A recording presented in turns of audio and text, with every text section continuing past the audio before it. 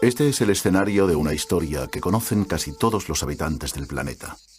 La historia de un viaje que transcurre en estos campos, pueblos, caminos y posadas de la península ibérica en los primeros años del siglo XVII. Una historia que ha llegado hasta nuestros días y sigue vigente. Pero ¿qué es lo que hace que esta obra sea tan conocida desde el mismo momento en que fue publicada hasta hoy en día? ¿Por qué está considerada la obra cumbre de la literatura castellana y una de las más importantes de la literatura universal? ¿Por qué sigue vigente? Para intentar averiguarlo, recorreremos los lugares donde sucede la novela y conoceremos la intensa vida de su autor. Prepárense para conocer y comprender lo que hay dentro, pero no está escrito, en una de las mayores obras literarias de todos los tiempos.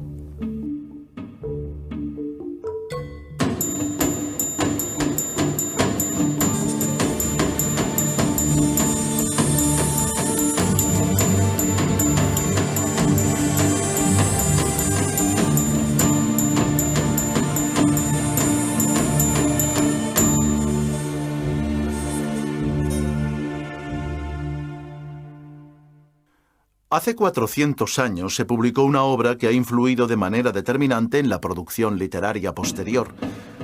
Don Quijote y Sancho Panza, los personajes, o su autor, Cervantes, han aparecido en sellos, monedas, medallas, ilustraciones, billetes, logotipos, anuncios publicitarios, carteles, y han dado nombre a calles, plazas, avenidas, restaurantes, hoteles, aviones, barcos, cines.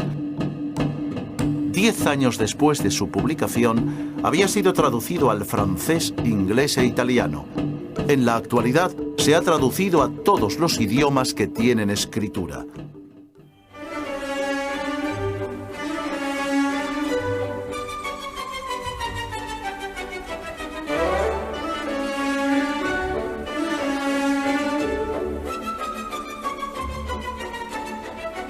A lo largo de sus 4 siglos de vida, ha sido el libro más publicado después de la Biblia.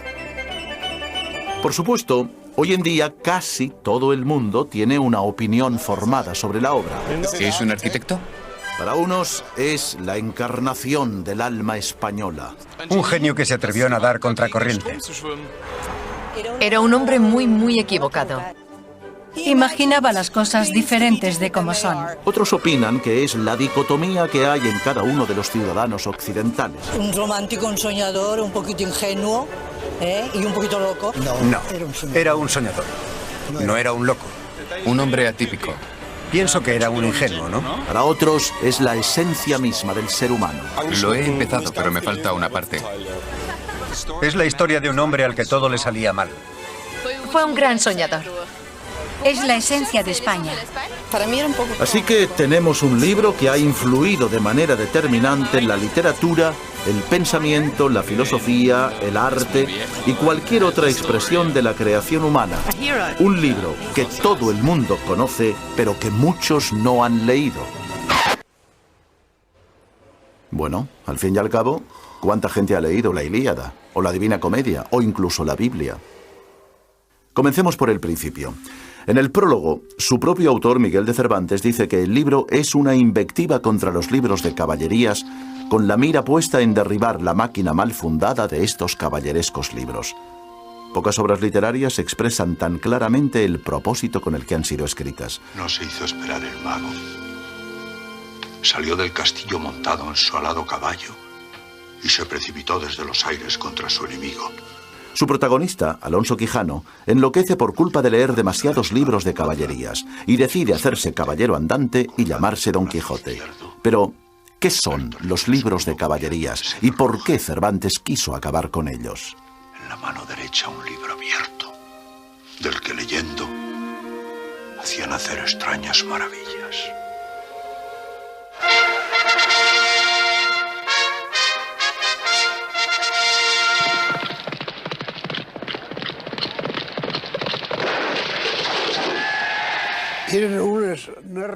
Eran unas narraciones de aventuras de caballeros muy extensas y que tenían una larga tradición.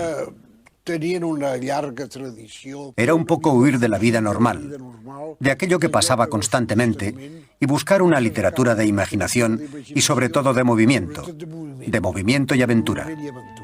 A principios del siglo XV se produce un invento absolutamente revolucionario. La imprenta pone los libros al alcance de todos los que saben leer.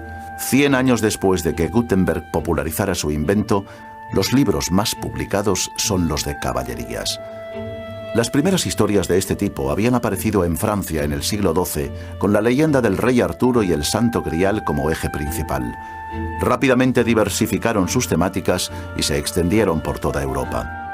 Para que un libro de caballerías tuviera buena acogida entre el público, debía tener algunos elementos indispensables: ejércitos, batallas, magos, hechizos, conjuros y pócimas, hermosas damas cautivas, bosques tenebrosos, cavernas, cataratas, traiciones y juramentos, misiones imposibles y gestas heroicas llevadas a cabo por caballeros andantes limpios de espíritu y dotados casi siempre de una fuerza extraordinaria o poderes sobrehumanos que luchaban contra dragones, gigantes, ladrones, monstruos, traidores, malvados, déspotas, paganos, opresores y tiranos. Y todo esto sucedía casi siempre en países lejanos y extraños. Era un tipo de literatura que tenía una gran aceptación por todo tipo de público. Es una lectura en voz alta, porque la lectura se hacía muchas veces en voz alta con destino a aquellos que no sabían leer. A lo largo del siglo XVI, su difusión es tan masiva y la demanda tan grande que la calidad de los libros de caballerías desciende en picado. Las historias son cada vez más inverosímiles y su prosa tan rocambolesca que a menudo cae en el ridículo. Pronto aparecen las primeras críticas. Los autores considerados serios sostienen que el consumo de este tipo de literatura es nocivo para la sociedad. Entonces, los moralistas, los autores que querían conducir el gusto, pensaron que eran perniciosas para el buen gusto y lucharon contra ellas. Entonces se decía que este tipo de obras eran banales y absurdas, que deformaban el gusto de la gente, de manera que la acostumbraban a productos de baja calidad. También se denunciaba que contenían una cantidad de sexo intolerable, que confundían realidad y ficción y no transmitían ningún tipo de ejemplo, valor moral ni enseñanza. Curiosamente, las acusaciones de ese momento son idénticas a las que se hace hoy en día respecto de ciertos contenidos televisivos. ¿Qué hay detrás de este acto de lectura del lector que está leyendo o bien patrañas o bien libros, novelas ejemplares? Quizás se podría encontrar un paralelismo entre, por ejemplo, este tipo de programa y, no sé, una película que realmente corresponde a una finalidad artística auténtica. Así que, durante la juventud de Cervantes ha proliferado la idea de que los libros de caballerías son una especie de género basura que hay que combatir. Y Don Quijote, en el fondo, más que imitar a los libros de caballerías, lo que quiere es imitar a los que imitan en la vida diaria los libros de caballerías. Y el Quijote es precisamente una parodia descarnada de este tipo de libros. En cada una de sus aventuras se ridiculiza a los caballeros andantes, se ridiculizan sus hazañas, su manera de actuar y de hablar. Puede decirse que fue un bestseller porque manejó códigos comunes a todos los europeos.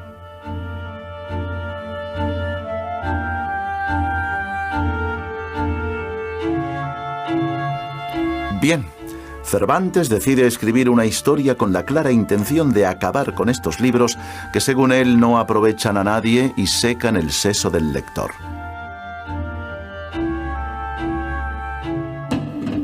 De acuerdo, pero desde el siglo XVII nadie lee libros de caballerías. Sin embargo, Don Quijote continúa reeditándose. ¿Por qué? Tal vez porque su autor supo captar la complejidad del tiempo que le tocó vivir. Durante su vida, Miguel de Cervantes es testigo excepcional de algunos de los acontecimientos más importantes de su época. Nació en Alcalá de Henares en 1547, en el seno de una familia de clase media acomodada. Siendo todavía muy joven, hiere a un noble, un tal Antonio de Segura, en un duelo. En ese momento los duelos están prohibidos y la pena es la amputación de la mano derecha. Para evitar la sentencia, Miguel de Cervantes huye de los dominios del rey y se dirige a Roma. Hay un cardenal que se llama el cardenal Gaspar de Cervantes de Gaete, pariente suyo, y que a lo mejor lo enchufó. Lo enchufó y le permitió entrar al servicio de Acquaviva. El cardenal Giulio Acquaviva era un influyente prelado de la Curia Vaticana, y durante varios meses Cervantes forma parte de su séquito. Todo parece indicar que su estancia en Roma alimenta su carácter curioso y autodidacta, y Cervantes lee tanto a los clásicos como a los escritores y pensadores del Renacimiento. Pero el juego de intrigas y la vida hedonista y relajada de la corte romana están muy lejos de la vida de acción y aventuras que él ansía. La entrada en la milicia era una de las soluciones de vida, de encontrar un modo de vida más atractivas para un hombre de pocas posibilidades económicas. Miguel de Cervantes se alista en los tercios a las órdenes de don Diego de Urbina. En 1571 su compañía se embarca en Nápoles con dirección a Mesina, donde se reúnen las armadas española, veneciana y pontificia para formar la Santa Liga, que a las órdenes de Juan de Austria, hermano bastardo del rey Felipe II, va a enfrentarse a la escuadra turca.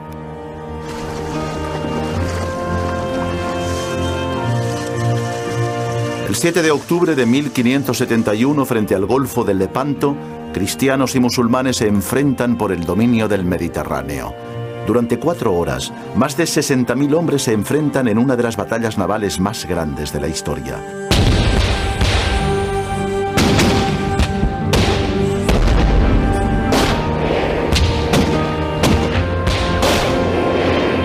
Miguel de Cervantes combate en primera línea a bordo de la galera marquesa. Tiene 24 años y continúa combatiendo después de ser herido en el pecho y en el brazo izquierdo. Es evidente que Lepanto fue un acontecimiento trascendental para él, Es decir, que lo recuerda constantemente y cuando se retrata a sí mismo en el programa de los ejemplares, dice, bueno, se retrata como un soldado de Lepanto y como el autor del Quijote. Y efectivamente se portó muy valientemente, los testimonios que conservamos lo confirman. Hacia media tarde se ha producido una clara victoria de la Santa Alianza. De las 300 naves turcas solamente consiguen escapar 50. El resto son apresadas o hundidas. Han muerto 8.000 cristianos y 25.000 musulmanes. Cervantes se restablecerá de sus graves heridas y durante algunos años participa en las campañas de Narvino, Corfú, Túnez y La Goleta, pero nunca recuperará la movilidad en su mano izquierda. Después de Lepanto es un hombre herido, un hombre que se recupera de sus heridas y que luego, claro, en las demás ocasiones en que se encuentra no pudo estar, digamos, en primera línea. Entonces es una vida quizá que ya no corresponde a sus aspiraciones. En 1575 decide regresar a España. Parte de Nápoles con destino a Barcelona, pero poco antes de culminar su travesía frente a las costas de Cadaqués, su galera es atacada por corsarios turcos. Cervantes es hecho prisionero, llevado a Argel y vendido como esclavo. Su amo pide un rescate de 500 escudos, una cantidad que supera en mucho las posibilidades económicas de su familia. Le esperan 5 años y medio de esclavitud. Este periodo de cautiverio marcará su vida y también su obra.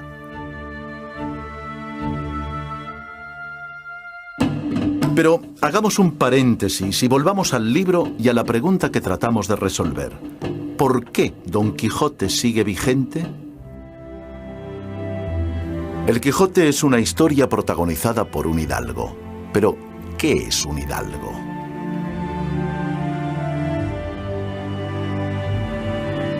Durante toda la Edad Media, la sociedad se había organizado en 3 grandes grupos o estamentos: los que rezaban, los que trabajaban la tierra y los que hacían la guerra.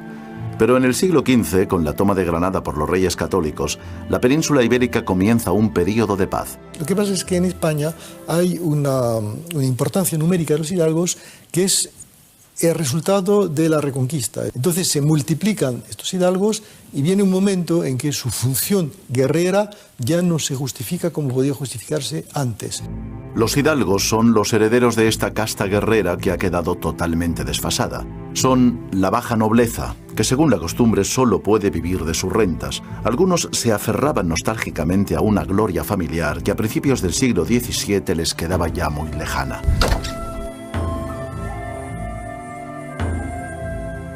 Alonso Quijano, el viejo hidalgo, es un exponente de este estamento social desubicado. Y así, cuando enloquece, rescata la vieja armadura de su bisabuelo, se transforma en Don Quijote de la Mancha y decide salir al camino con el firme propósito de cambiar un mundo que no le gusta y no quiere o no puede comprender.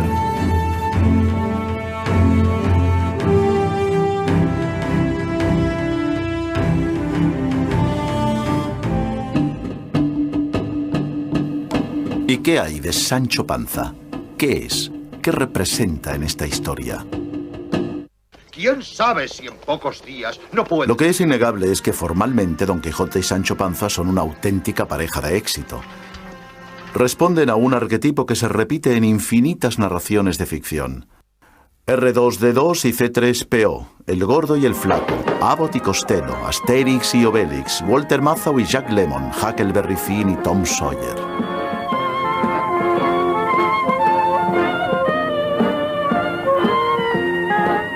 Si uno es rechoncho, el otro es espigado. Si uno es osado y audaz, el otro es conservador y algo miedoso.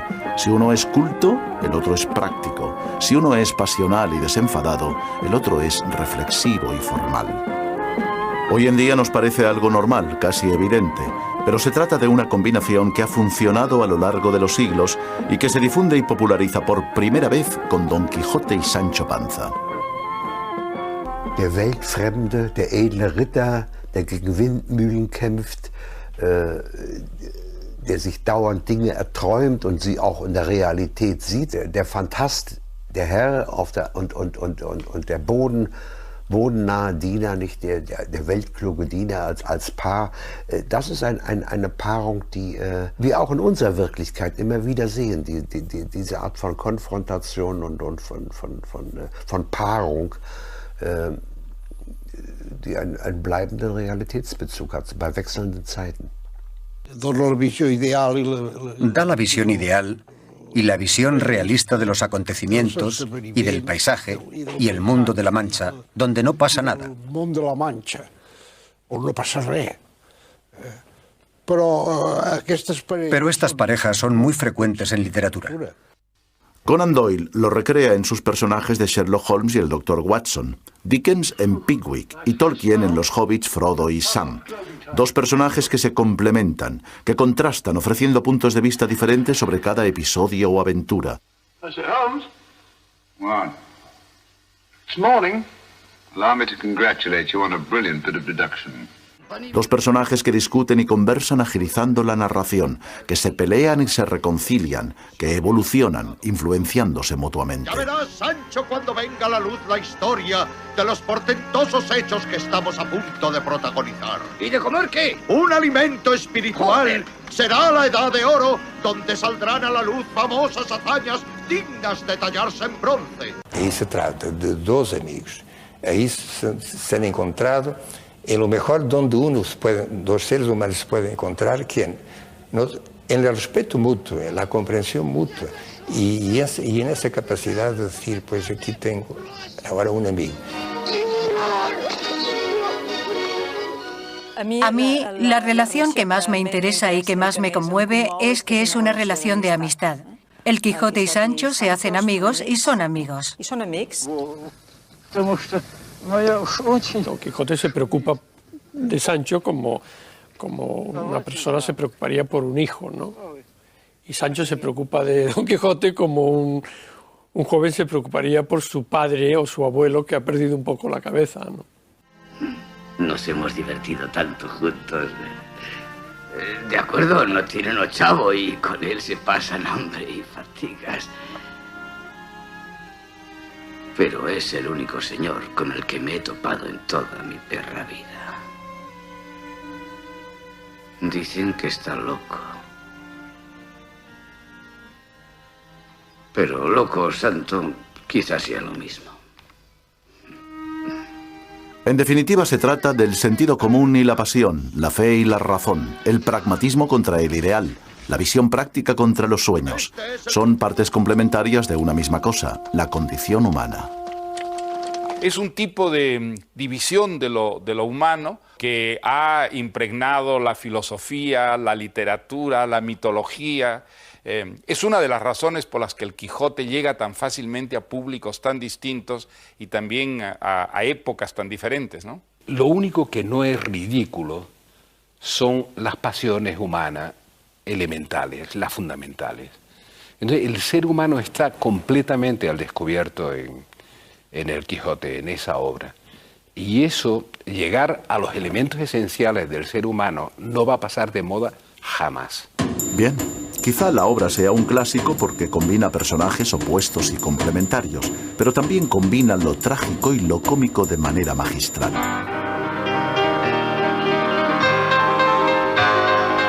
Es evidente que lo grotesco y lo absurdo están presentes en Don Quijote de la Mancha.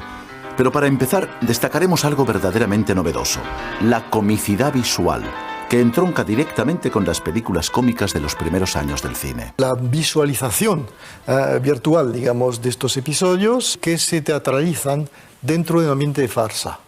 Claro, son episodios que se prestan precisamente a una traducción plástica. ¿Qué dice este hombre? Cervantes narra los acontecimientos poniendo especial atención en componer imágenes, de manera que el lector puede visualizar lo que lee.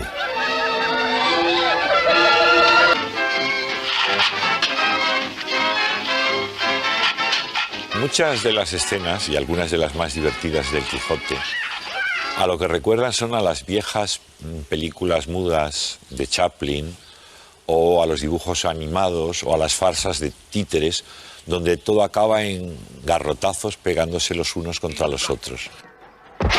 Los trompazos, golpes, caídas y volteretas tan propias de las películas cómicas ya provocaban la risa de los lectores del Quijote en el siglo XVII. Y en realidad se trata de algo tan universal que continúa resultando cómico 400 años después. El Quijote o imparte o recibe golpes atroces, terribles, en razón de malentendidos. Y eso, en lugar de movernos a compasión, nos mueve a risa, a carcajada. Muchos se atreven a decir que si Cervantes hubiese vivido en el siglo XX, probablemente hubiera sido director de cine. Es imposible saberlo. Quizá es una casualidad, pero estas imágenes de 1903 corresponden a la primera adaptación para el cine de un texto original, precisamente una película de 5 minutos sobre las aventuras de Don Quijote de la Mancha. En el famoso libro de Ludovico Ariosto, Orlando Furioso, que sin duda ha leído Alonso Quijano, el protagonista, preso de la ira, se retira a las montañas. Desnudo como un ermitaño, Orlando llora como un loco la pena de un amor no correspondido. Un episodio demasiado jugoso para que Cervantes no lo aprovechara y ridiculizara. Ya lo creo que puedo jurar que está loco. Pero además de la parodia y los gags visuales, también aparece el absurdo como forma cómica. Alza el yelmo. Por Dios que la vacía es buena y que vale un real de a 8. Con una evidente intención de ridiculizar a su personaje, Cervantes hace que recorra los caminos de España con una vacinilla de barbero en la cabeza. ¿De qué te ríes, Sancho? Hemos visto que la novela contiene altas dosis de humor, pero para muchos, El Quijote también es uno de los libros más tristes que se han escrito. Para comprender la parte trágica de la obra, haremos un pequeño paréntesis y volveremos con el autor al que hemos abandonado en una oscura celda del norte de África.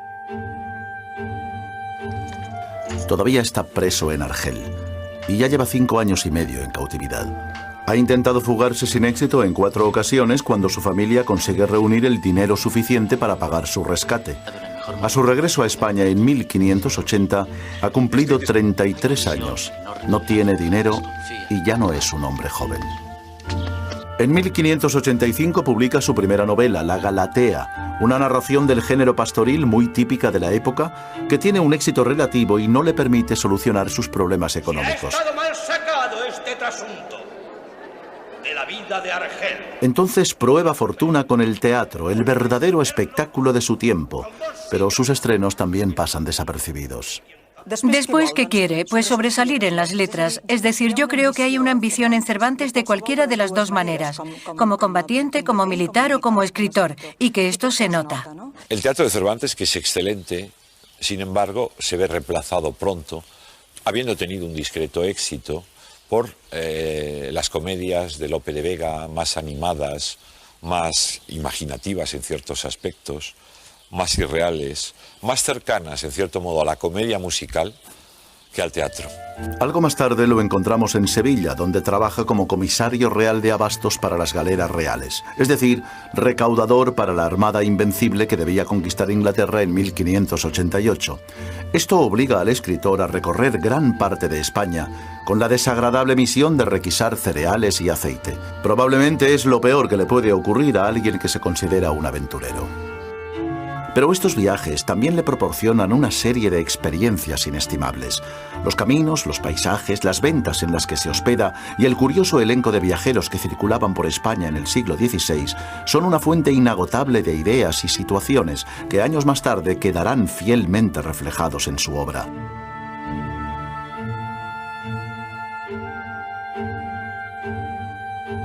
La antigua Venta del Capitán permanece a duras penas en pie después de medio siglo de abandono.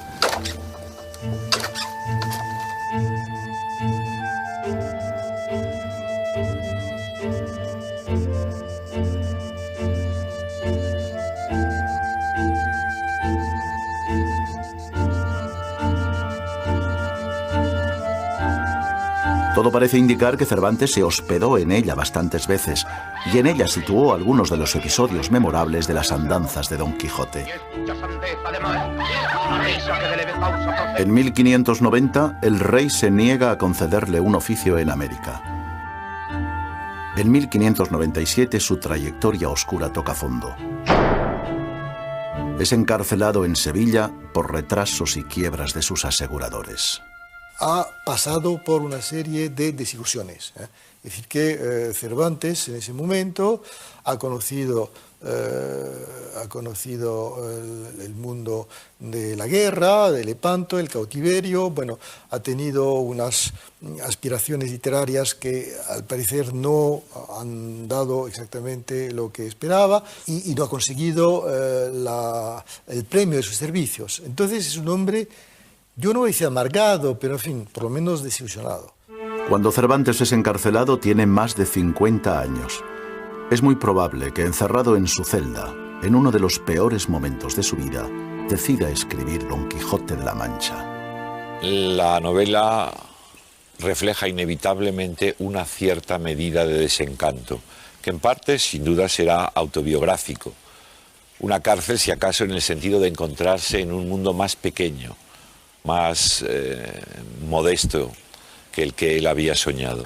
La amargura que contiene la obra no fue apreciada por sus contemporáneos, que solamente la leyeron como un divertimento. Pero es evidente que la tragedia existe con toda su fuerza. Estuvo siempre ahí, oculta, aunque no apareció a los ojos de los lectores hasta un siglo y medio más tarde. En el siglo XVII, un loco es fundamentalmente alguien que hace reír. Pero el siglo XVIII es el siglo de las luces y la razón se convierte en el instrumento para conocer el mundo. El loco se transforma en un ser mermado y discapacitado. La realidad es que el enfermo mental que puede representar a Don Quijote es un enfermo que no es tolerado, sobre todo en el siglo XVIII y XIX o incluso en el siglo XXI. No es tolerado y esa intolerancia no es lo que se ve en el Quijote, eso es algo más reciente. Más tarde, con la llegada del romanticismo en el siglo XIX, todavía va a aparecer una nueva visión trágica. El loco se transforma en héroe. Un héroe que tiene el valor de intentar ser lo que él quiere. Un héroe abocado irremediablemente al fracaso. Don Quijote se empecina en no ser él, en ser ese otro que de alguna forma le ha hecho salir de su casa y entrar en esa especie de mundo paralelo, onde estaría, según la definición de Rimbaud, la vraie vie, la vida auténtica. Yo creo que la parte trágica, en el fondo, quizá tenga que ver con la imposibilidad de ser otro. Bueno, como todas las grandes novelas, pues El Quijote no es una novela, es muchas novelas, y cada época, cada cultura destaca aquello que está más cerca a su propia sensibilidad, ¿no? Hemos visto que en la obra se combina lo trágico y lo cómico de manera magistral, pero no es algo totalmente nuevo.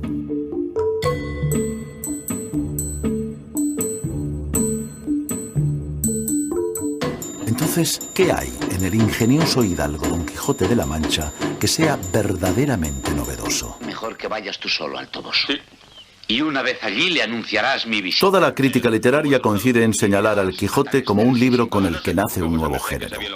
Se puede clasificar la Don Quijote como la primera novela moderna, pero no seguramente el primer narrador moderno. Yo no creo que Cervantes haya inventado eso.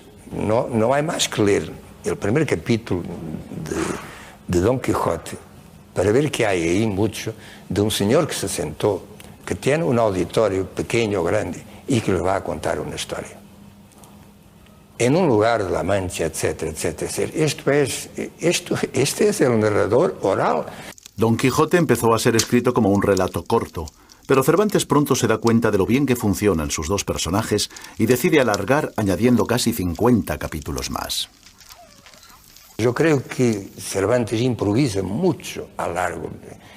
Yo creo que hay momentos en que Cervantes se habrá encontrado con y eso seguramente porque ocurre a todos, se ha encontrado con un problema y ahora ¿cómo es que yo voy a resolver esto?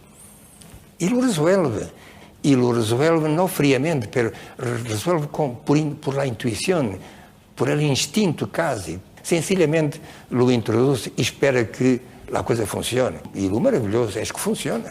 Yo creo que la novedad es total.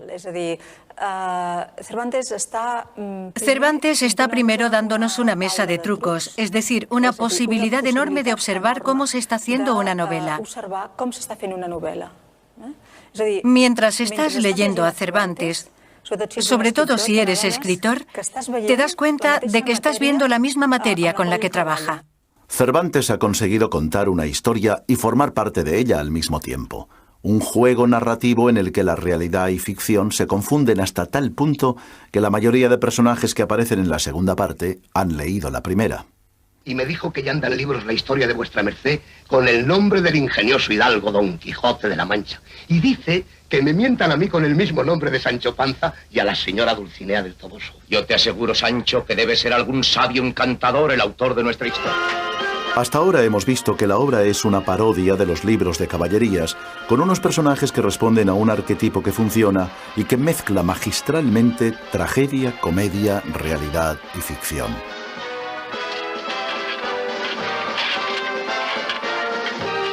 Pero, ¿qué representa Don Quijote actualmente?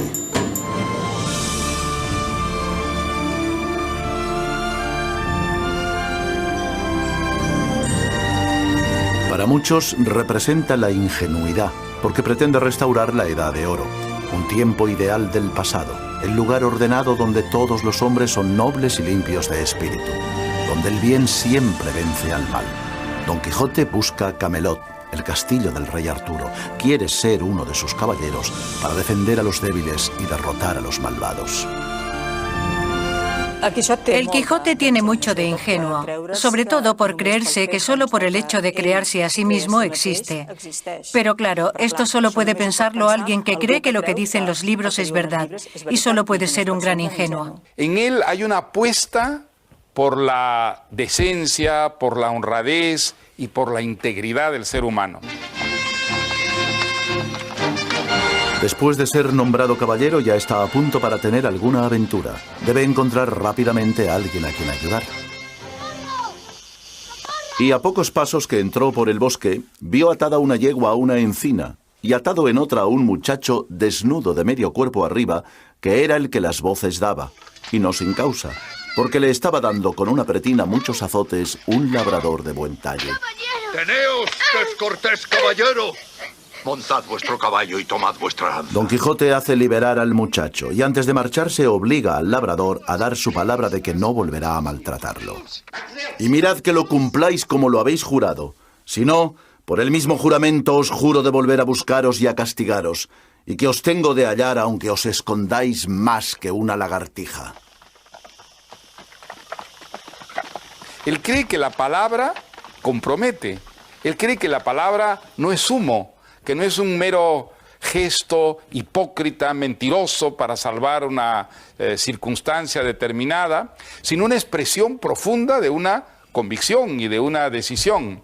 Eso es lo que nos conmueve en el Quijote. Él es una persona capaz de encarnar, digamos, una visión tan decente, tan generosa de lo humano, que nos hace sentir sucios. Don Quijote cree en un mundo estable, donde las cosas son como son y para siempre. Y el problema con que se encuentra es que el mundo cambia, que los personajes no son como debieran ser, sino como la realidad los ha hecho. En el mundo de los caballeros, la palabra dada es una garantía de cumplimiento, pero la realidad es muy diferente, y La Mancha no es Camelot.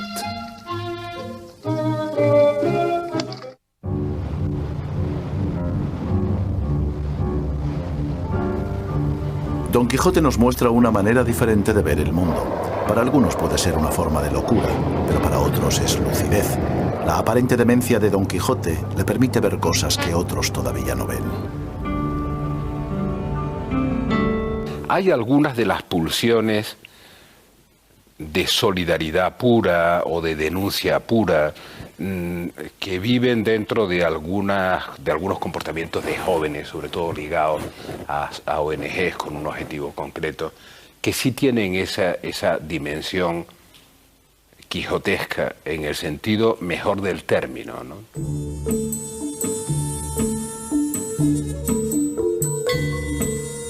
Una de las aventuras más conocidas y que ha generado más iconografía es el episodio en el que Don Quijote y Sancho Panza se topan con 20 o 30 molinos de viento en el campo de Criptana. La aventura va guiando nuestras cosas mejor de lo que acertáramos a desear, porque ves allí, amigo Sancho Panza, donde se descubren 30 o poco más desaforados gigantes con quien pienso hacer batalla y quitarles a todos las vidas. ¿De qué gigantes habláis, mi amo?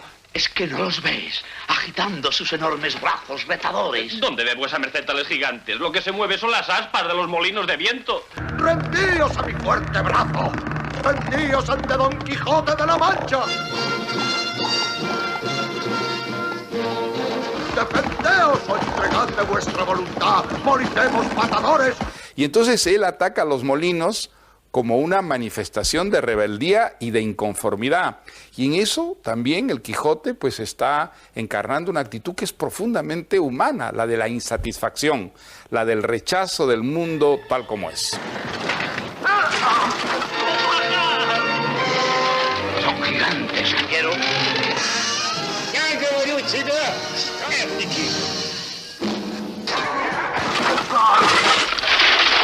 Válame Dios, dijo Sancho. ¿No le dije yo a vuestra merced que mirase bien lo que hacía? Que no eran sino molinos de viento, y no lo podía ignorar sino quien llevase otros tales en la cabeza. Sí, es un loco lúcido, es un loco inteligente, un loco que tiene una capacidad para pensar, para expresarse, y unas conductas que son consistentes con su pensamiento. La lucidez que lo coloca a uno más allá de la vida cotidiana, ¿no? Que es una forma de locura, ¿no? La capacidad de anticipación, de ver las cosas que uno no ve, poner el foco en otra parte, ¿no? En el fondo es un anhelo que nosotros tenemos, cansados por la rutina, por ver todas las cosas iguales todos los días, todo y todo. Nos gustaría otra mirada, otra capacidad de mirar las cosas, y eso la tiene. ¡Ese monstruo ha raptado a una princesa! ¡Pero yo la liberaré, Sancho! ¡Espere, señor! ¡No deje que el diablo le engañe! ¡Y solo una vez! ¡Detente, bellaco! ¡Alto ahí! Señora, yo os liberaré de ese maligno aparato.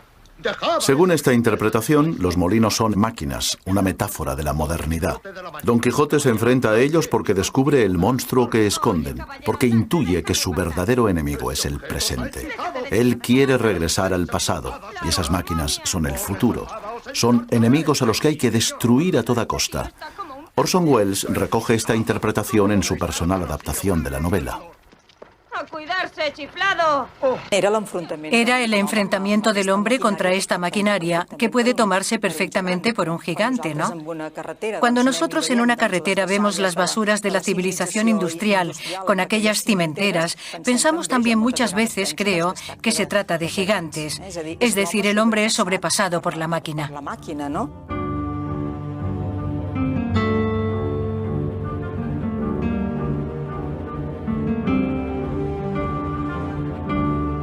¡Quedas avisado, Frestón! De nada han de valer tus malas artes contra la bondad de mi espada.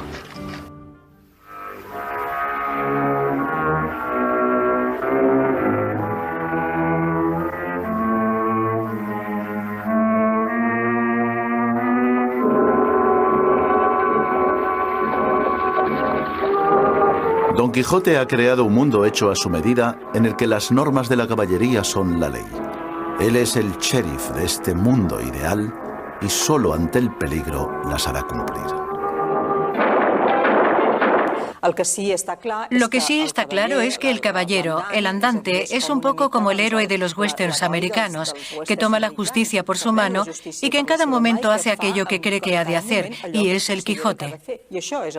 En psicología hay un término que es el superego, ¿no? El superego es la parte nuestra que tiene los ideales, que tiene lo que deberíamos hacer, ¿no? Y en este sentido, pues probablemente Don Quijote pues representa esa parte idealista. Otro de los episodios sobre los que se han hecho numerosas interpretaciones es la aventura en la que Don Quijote y Sancho se topan con una cuerda de presos. ¿Cómo gente forzada?, preguntó Don Quijote.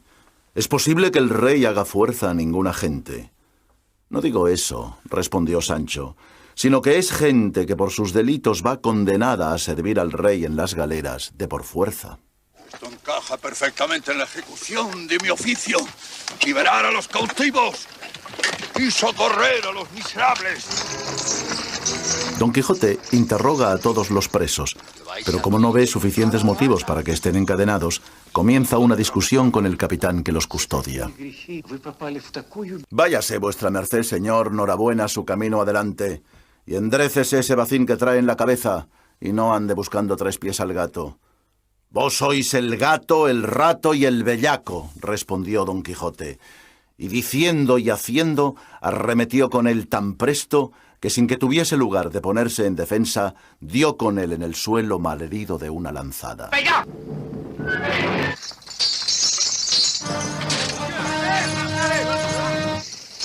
¿Por qué lo hace? Porque para él la libertad está por encima de la justicia. La libertad humana es algo tan importante, tan trascendental, tan sagrado, que uno puede enfrentarse a los poderes terrenales en nombre de esa soberanía libérrima que lo lleva a él a poner en libertad a los delincuentes. Y ahora, en recompensa de haberos concedido la libertad, os ordeno que inmediatamente vayáis todos al Toboso y que allí coloquéis esas pesadas cadenas a los pies de la dama de mis pensamientos. Él les da la libertad. Por tanto, Don Quijote es el símbolo del libertador, de la lucha contra la opresión, contra el encadenamiento. Y ya se ha encargado Cervantes antes de explicar que todos son unos malhechores. En el presente, Don Quijote es también un símbolo de la persecución de un ideal y de la lucha por causas perdidas. Para los lectores de nuestro tiempo, es un personaje utópico que cree en una justicia universal y que por tanto está condenado al fracaso.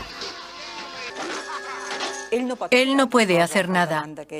Delante de aquella cuerda de presos ha de liberarlos porque su misión es esta, ¿no? Y este hecho es que después la lluvia de piedras que le cae encima es terrible. Y claro, el pobre Don Quijote no lo entiende porque sus propósitos son los de una utopía, son los de otra época. En 1605, cuando se publica la primera parte de El ingenioso hidalgo Don Quijote de la Mancha, Cervantes reside en Valladolid. Su obra se convierte en un éxito editorial sin precedentes. Pero a pesar de que ha creado una historia que continuará conmoviendo a la humanidad durante los próximos 400 años, no ha podido obtener prestigio como hombre de letras. Cervantes no escribe ninguna epopeya, no escribe estas obras ambiciosas que, digamos, significaban un alto grado de reconocimiento por parte del público. Escribe este libro que no entra en ningún... no se puede encasillar, digamos, en el sistema de organización de literatura de aquel entonces. Él está innovando. Y en este sentido sí que hace una cosa interesante. Pero quien lo lee, sobre todo, no son los más ilustrados. No son, pues, la gente que a él le interesaría. Cervantes quiere hacer una literatura de la vida, de la realidad, de la humanidad. Y eso sencillamente no estaba de moda. No era lo que presidía el panorama y la actividad literaria de la época.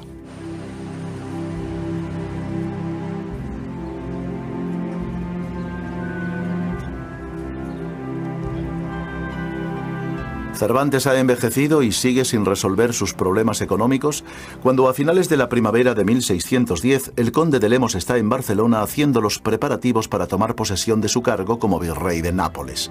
El conde ha encargado a dos poetas, los hermanos Argensola, la formación de una especie de corte literaria a sueldo que deberá acompañarlo a su nuevo destino.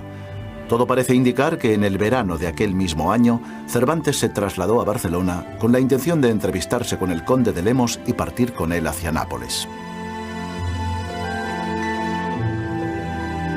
Frente al antiguo puerto de Barcelona, en primera línea de mar, todavía se conserva un edificio en el que, según la tradición, se hospedó Cervantes.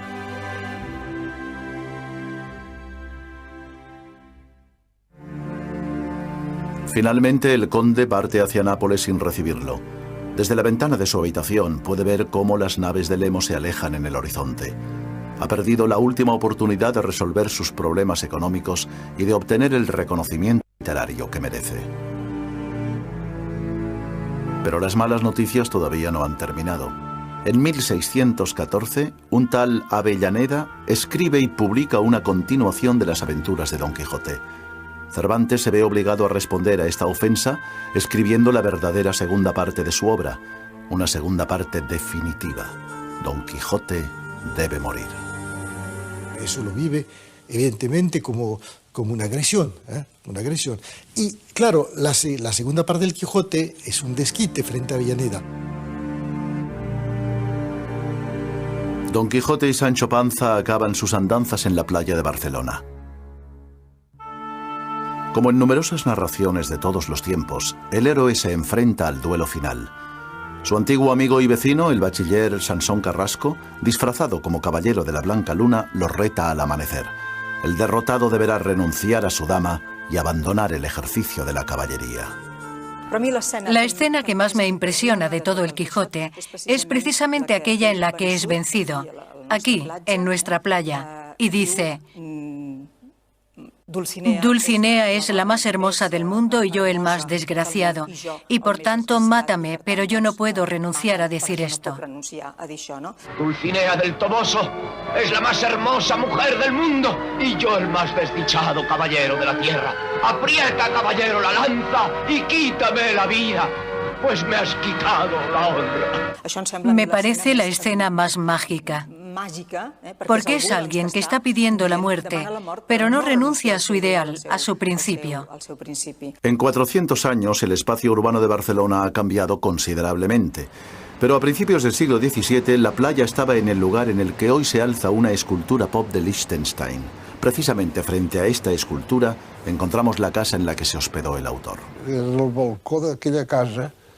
Desde el balcón de aquella casa se ve a la derecha Montjuïc y a mano izquierda se ve el lugar donde tuvo lugar la rendición de Don Quijote a manos del caballero de la Blanca Luna.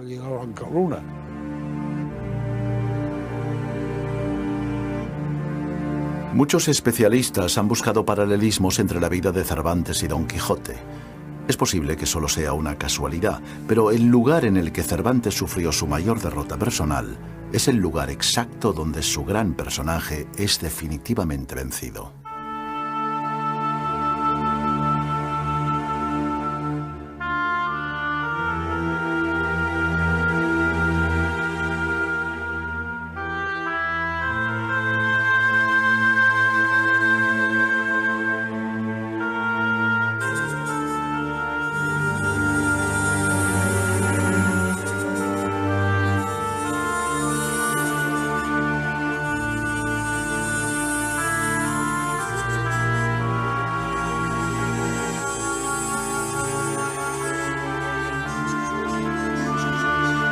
Don Quijote, cumpliendo su palabra de caballero andante, abandona las armas y regresa a su aldea. Es el final de un sueño y la victoria de la realidad. De nuevo en La Mancha, Alonso Quijano recupera la cordura, reniega de los libros de caballerías y muere acompañado de los suyos. Debe morir cuerdo, debe morir tomando los sacramentos, confesando y comulgando como un hidalgo. Y ese es un premio. La historia ha empezado mal, toda la vida de Don Quijote en su última etapa ha sido una locura, pero Cervantes le premia dándole lo mejor que puede esperar un español de su tiempo, una buena muerte. Don Quijote no se muere, porque quien se va a morir es un señor hidalgo, pobre hidalgo, llamado Alonso Quijano. Desde mi punto de vista, es fundamental. No es el Quijote que muere, sino Alonso Quijano.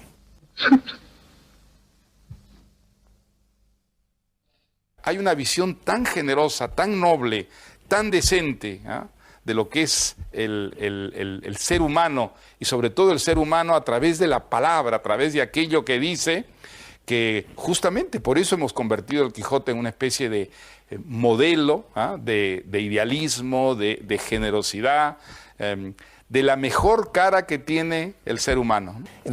Entonces el Quijote es el otro que no podemos ser, y por eso le queremos tanto. Todos vivimos contándonos historias, imaginando lo que ha de ser nuestra vida.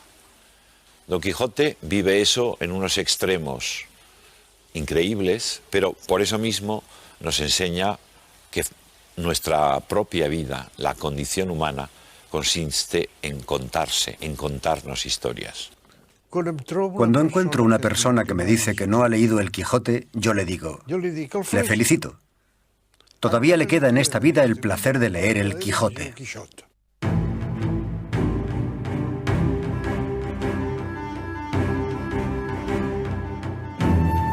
Hemos intentado averiguar por qué esta historia sigue viva 400 años después. Ninguna de las respuestas es definitiva, pero lo cierto es que este libro sigue cautivando a quien lo lee. Tal vez sea porque Don Quijote y Sancho Panza cabalgan juntos para siempre en lo más profundo del alma humana.